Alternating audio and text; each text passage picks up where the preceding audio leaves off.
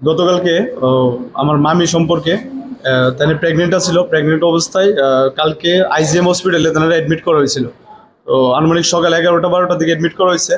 তারপরে ডাক্তার আইসে দেখছে, ডাক্তার দেখে কইতেছে, ডাক্তার মেবি সিনিয়র ডাক্তার না, ইন্টেন্ট বা কেউ আসছিল, আয়া দেখে কইতেছে নর্মাল হইব। তারপর 2-3 ঘন্টা পরে আবার আইসে আয়া কইতেছে আমরা নর্মাল করব। পেশেন্ট অনবরত ব্যথায় চিল্লাইতেছে, কান্না করতেছে।